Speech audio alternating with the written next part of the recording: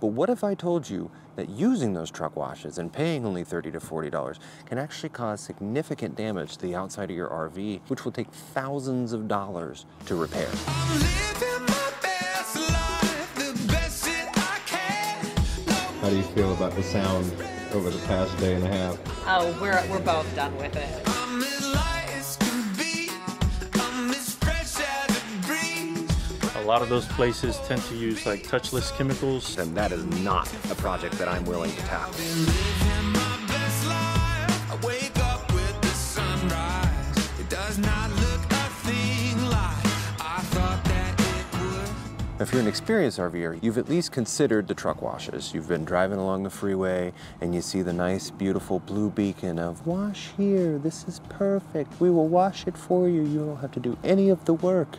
And it's only $30 to $40. But what if I told you that using those truck washes and paying only $30 to $40 can actually cause significant damage to the outside of your RV, which will take thousands of dollars to repair? I declare bankruptcy! This is exactly what happened to us. And last week we had the exterior of the RV completely reconditioned. So we're gonna take you back to last week. We're gonna talk about what happened to it and go over the process of getting it all repaired. And then we'll come back here and we'll talk about keeping it maintained and keeping it looking fresh after it gets fixed. So what happened in our case is we took it through a truck wash, and a couple weeks later I noticed a dulling effect. Now I tried to fix it. I tried to just get in there, get some wax on it a few times. I actually tried it for about 6 months, different things to fix it, put my fingerprints on there. And I couldn't fix it. So then we called a specialist. We had a detail company come out, and even they tried to wax it with no difference. But what they ended up doing was they tested a paint correction procedure right here, and you can notice a massive difference in how the bad finish back here looks and how the shiny finish here looks. I'll turn it around. It's really obvious with the reflections. The easiest way to see it is along the sides here.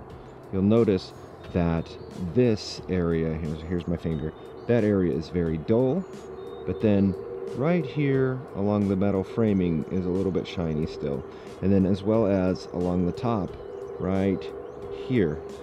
So in short, the fix is a paint correction procedure, but that's not easy. And after talking with them, that is not a project that I'm willing to tackle. But today we're gonna have the detailers come. They're gonna spend all day and probably most of the day tomorrow doing a whole paint correction on the entire RV.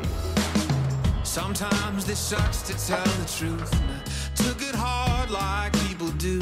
I've got a reason to be alive. Oh yeah, baby, I'm thriving. Yeah, I guess the first question would be, why did it happen? In this scenario, why this happened, the oxidation, you know, taking it through a truck wash. A lot of those places tend to use like touchless chemicals, and they are acid based. So although they're going to do a great job at cleaning it, it's not recommended to do a low pH or an acid wash or anything like that, especially on something this size. And something goes wrong, like I said, you know, it takes so much time and effort and labor to try and get this done the right way, bring it back to what it, you know, originally. Yeah, no kidding, we're on the like. afternoon of So, day 2. Yeah, oxidation generally happens like on all gel coated RVs, fifth wheels. Usually they're all a pigmented resin or a gel coat, and if you don't wash it and you don't seal it or put some sort of protection on it, over time it's going to oxidize no matter what. At least as long as you have a synthetic sealant, that's going to give you around 6 months worth of protection. So what exactly is the process? I'm using a DA orbital polisher cutting compound on a heavy cutting pad, and doing this, it's gonna induce some marring and some pigtails or buffer trails. And so that leaves that here, but we're going right behind it and doing a finishing polish on it. So it's gonna look really great afterwards. So you're not taking the clear coat all the way off, you're kind of just cutting into the clear coat a little bit? Yes, yes. Okay. We're And then just cutting polishing into it just a little bit. How do you feel about the sound over the past day and a half? Oh, we're both done with it. Can't you tell? He's screaming. I can barely hear anything while I'm editing. Well, he's no longer suspicious. He's a brave boy. He's the bravest boy in the park.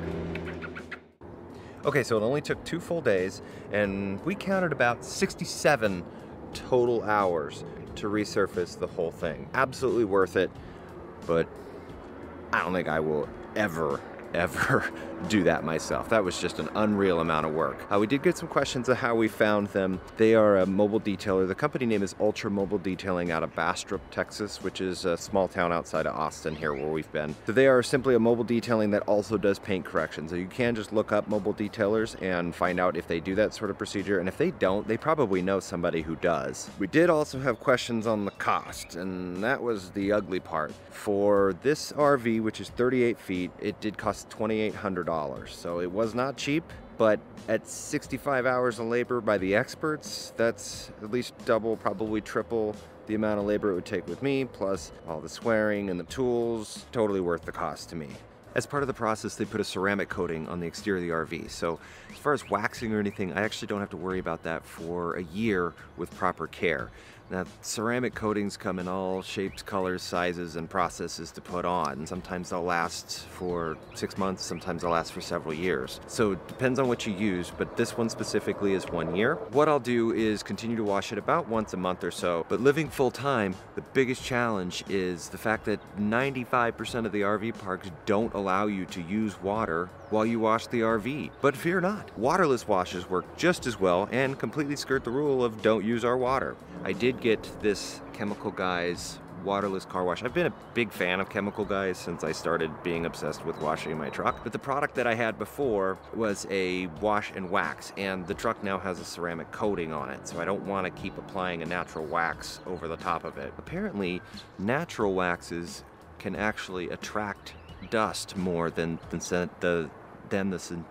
synthetic, because the natural waxiness of wax, especially in a hot environment, gets kind of sticky and attracts dust. And that makes complete sense, because being from Arizona and washing the truck, I would notice not 2 hours after I spent 4 hours washing it, I would notice a small film of dust that almost looked like I could just like brush it away, and it would drive me nuts. So that explains a lot. I'm actually really curious as to whether or not that's going to make a big difference when we get back to the Dust Bowl of Arizona. Quick little bonus, we named the truck Magmardigan and the RV Sorsha.